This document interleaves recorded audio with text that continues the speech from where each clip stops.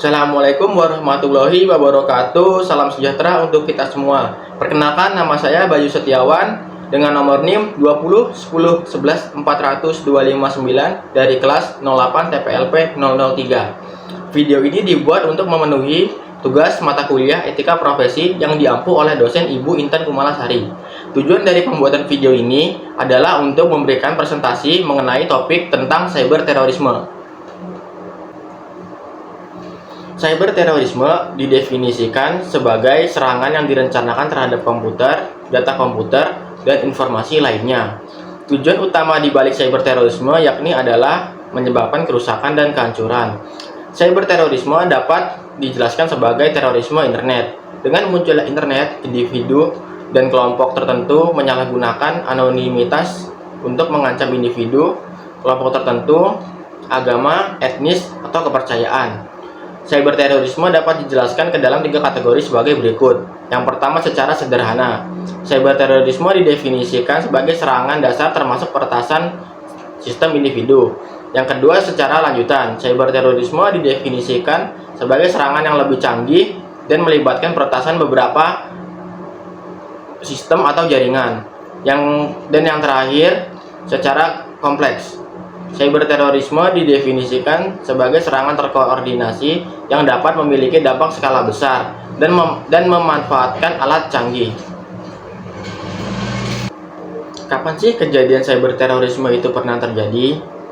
Nah, pada tahun 2017 pernah terjadi kejadian serangan ransomware WannaCry yang berlangsung pada bulan Mei tahun 2017. Lalu, siapa saja pelaku atau tokoh dari itu semua? Pelaku utama dalam serangan ransomware WannaCry tidak diketahui secara pasti. Namun, alat yang digunakan oleh ransomware tersebut berasal dari eksploitasi senjata cyber yang dikembangkan oleh NSA atau National Security Agency Amerika Serikat yang bocor atau diretas oleh kelompok peretas bernama Shadow Brokers. Apa objek dari kasus serangan ransomware WannaCry tersebut? Objek kasus utamanya adalah berbagai institusi di seluruh dunia, termasuk rumah sakit, telekomunikasi, pabrik, dan infrastruktur penting lainnya. Di Indonesia, serangan ini terutama berdampak pada beberapa rumah sakit besar, seperti Rumah Sakit Darmais dan Rumah Sakit Harapan Kita di Jakarta. Pada bulan Mei tahun 2017, dunia diguncang oleh serangan ransomware WannaCry yang menyebar dengan sangat cepat dan menginfeksi komputer lebih dari 150 negara di dunia. Ransomware ini mengeksploitasi kerentanan di protokol komunikasi antar perangkat SMB atau Server Message Blocks di sistem operasi Windows yang memungkinkan penyebaran otomatis tanpa campur tangan manusia. Serangan ini pertama kali terdeteksi pada 12 Mei 2017 ketika perusahaan telekomunikasi besar asal Spanyol, Telefónica, melaporkan telah menjadi korban.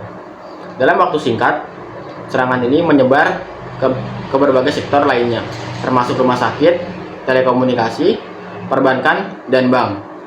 Di Inggris, setidaknya 16 rumah sakit dalam jaringan National Health Service atau NHS terkena dampak, menyebabkan gangguan besar dalam pelayanan medis karena komputer yang mengakses rekam medis pasien dikunci oleh ransomware. Di Indonesia, serangan WannaCry mulai terdeteksi pada hari yang sama.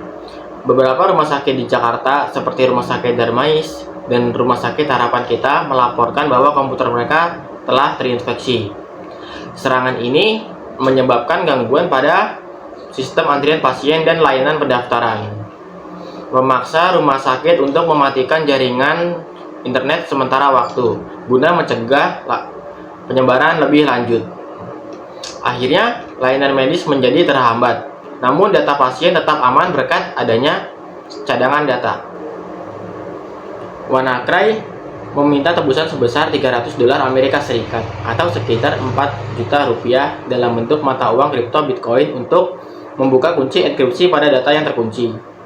Meskipun beberapa korban membayar tebusan, tidak ada jaminan bahwa pembuat ransomware benar-benar akan memberikan kunci enkripsi yang diperlukan untuk memulihkan data. Pada tanggal 13 Mei 2017, Kementerian Komunikasi dan Informatika atau Kominfo Indonesia menggelar konferensi pers darurat untuk menanggapi serangan ini. Pemerintah menghimbau agar para pengguna komputer tidak langsung menyalakan perangkat mereka pada hari Senin tanggal 15 Mei 2017. Untuk mencegah penyebaran lebih lanjut, Microsoft juga merilis update patch untuk memperbaiki kerentanan di sistem operasi Windows yang dimanfaatkan oleh WannaCry.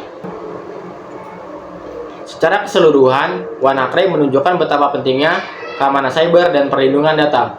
Serangan ini tidak hanya menyebabkan kerugian finansial yang besar, tetapi juga menyoroti perlunya tindakan pencegahan dan respons cepat untuk melindungi infrastruktur kritis dari ancaman cyber di masa depan. Lalu, bagaimana penanganan hukumnya? Penanganan hukum terhadap serangan WannaCry melibatkan berbagai pihak keamanan cyber internasional dan lokal. Pemerintah dan institusi keamanan cyber termasuk Kementerian Komunikasi dan Informatika atau Kominfo di Indonesia mengeluarkan peringatan dan panduan untuk mencegah penyebaran lebih lanjut. Langkah-langkah darurat diambil untuk memperbaiki kerentanan di sistem operasi Windows dengan mengeluarkan update patch oleh Microsoft. Lalu, apa solusi pencegahannya?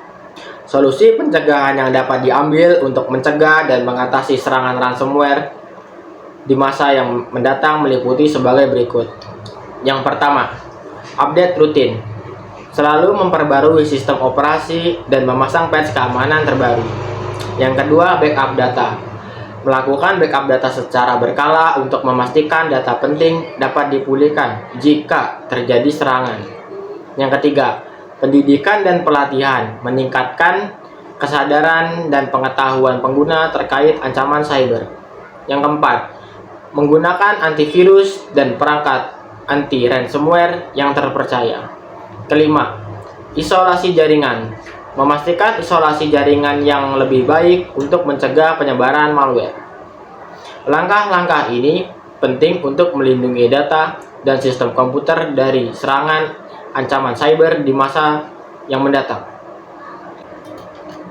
Kesimpulannya, serangan ransomware WannaCry pada Mei 2017 menjadi salah satu serangan cyber terorisme terbesar dalam sejarah. Menginfeksi lebih dari 200.000 komputer di 150 negara, termasuk Indonesia, seperti Rumah Sakit Darmais dan Rumah Sakit Harapan Kita, mengalami gangguan besar pada pelayanan medis akibat infeksi ransomware ini. Dampak serangan ini menyebabkan kerugian global yang diperkirakan mencapai 4 miliar dolar Amerika Serikat dan mengakibatkan gangguan besar pada sektor kesehatan, termasuk layanan pendaftaran dan antrian pasien di rumah sakit. Penanganan dan respon yang dilakukan yaitu pemerintah dan institusi keamanan cyber mengambil langkah-langkah darurat untuk menangani serangan ini. Microsoft sendiri juga merilis update patch untuk memperbaiki kerentanan yang dieksploitasi oleh ransomware. Solusi pencegahan yang dapat diambil diantaranya sebagai berikut ada: pertama, update rutin. Yang kedua, backup data. Yang ketiga, dibutuhkannya pendidikan dan pelatihan. Yang keempat, menggunakan antivirus dan perangkat anti ransomware yang terpercaya. Dan yang terakhir, kelima, yaitu isolasi jaringan. Serangan WannaCry menekankan pentingnya untuk menerapkan langkah-langkah keamanan cyber yang efektif untuk melindungi data dan sistem komputer dari ancaman cyber yang mendatang di masa depan. Sekian presentasi dari saya mengenai penyampaian topik kasus cyber terorisme. Mohon maaf yang sebesar-besarnya apabila masih banyak kurang dan salah kata dalam penyampaian topik materi. Terima kasih. Wabillahi taufiq wal hidayah. Wassalamualaikum warahmatullahi wabarakatuh.